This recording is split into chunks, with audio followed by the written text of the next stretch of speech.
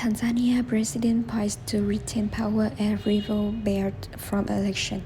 Tanzania president looks on course to strengthen her grip on the country as it holds a general election on Wednesday against the backdrop of rapidly intensifying repression and the exclusions of opposition candidates. Samia Suluhu Hassan, a former vice president who took office after the death of her predecessor John Magufuli in 2021, has left nothing to chance for her first presidential and parliamentary electoral task.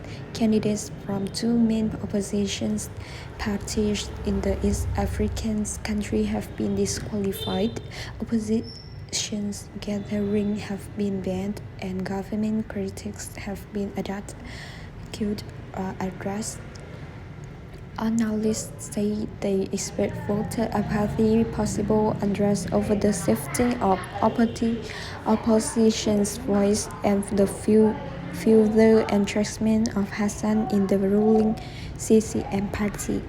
Tanzania will never be the same after these elections, said by Dios Valentin, the chief executive of the Center of Strategic Litigations, a non-profit organization based in Dar es Salaam, a commercial city in Tanzania, Indian Ocean coast. We are either entering a completely new paradigm or level of impunity, or we are entering a completely new level of civic defiance. Something is going to give. Hassan started her tenure by doing some of Magufuli authoritarian and repressive policies, including adding a ban on political rallies and making reconciliatory moves with the opposition. Along the way, she gained local and international approval, but she later backtracked, and her administrations have been accused of overseeing and a grim return to the repression of the past, dashing hopes of lasting change. In June, after the reported disappearance and torture of two activists,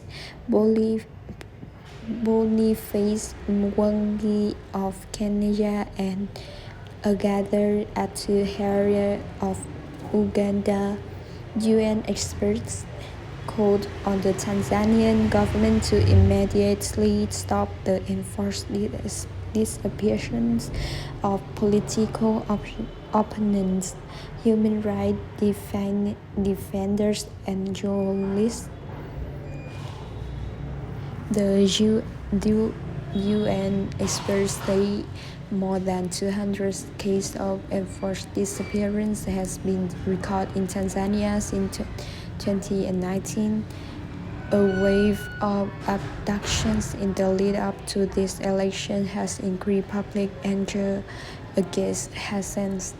One of those taken was Humphreys Paul, a CNN insider who had resigned for his role as ambassador to Cuba and became a vocal critic of the government, CCM, and Hassan leadership.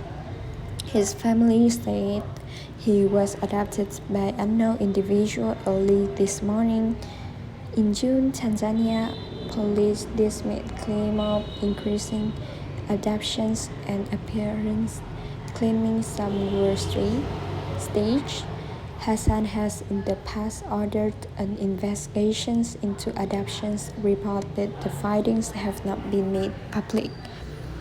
A crackdown on opposition parties has intensified in recent months.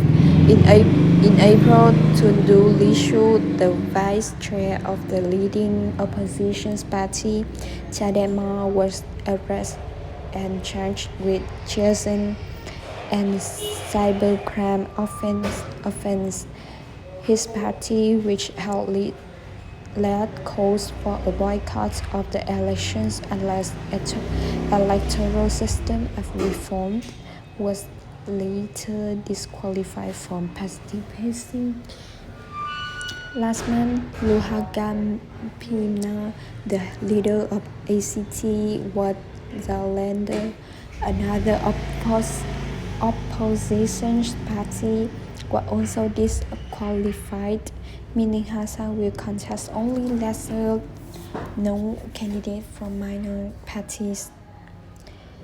Nicodemus Minder, a researcher with the Institute for Security Studies, said at the seminar organized by the Institute, the political landscape going into the election remains sharply polarized, with opposition leaders facing legal harassment and civic space that has been constrained.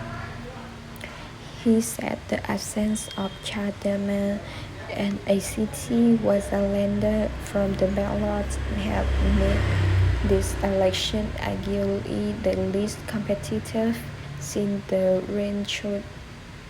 reintroductions of multi-party politics into 1992.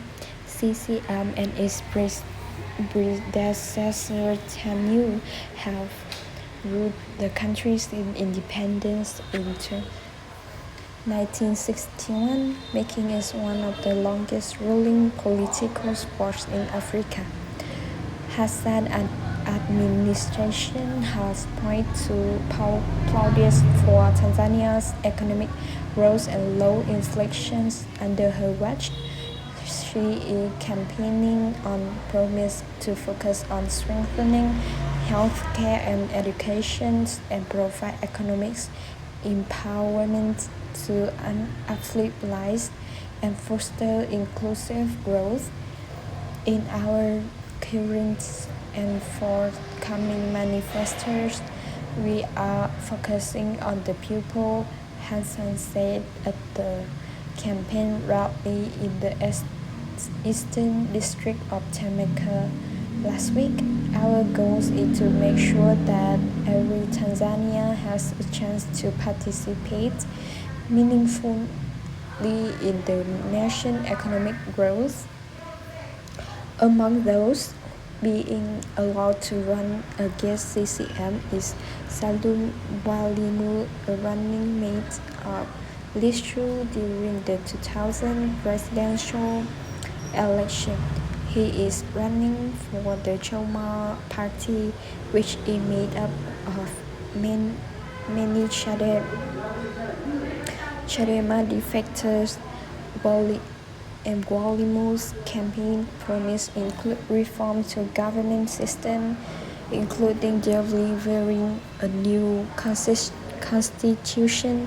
Tanzanians should expect great change from our party, which is committed to transforming the country, he said at the National Electoral Commission last month when he went to collect presidential nominations forms. Observers say Hassan's opponents lack the resource and name recognitions to compete with the countrywide party machinery that CCM has built over the decades and benefited from. To ensure this rule, in the 2020 presidential election, Magufuli won with 84.4% of the vote, and Lissu was second with 13.04%. More than 37 million people are eligible to vote. The elections encompass separate vote for the president, MPs, and local politicians.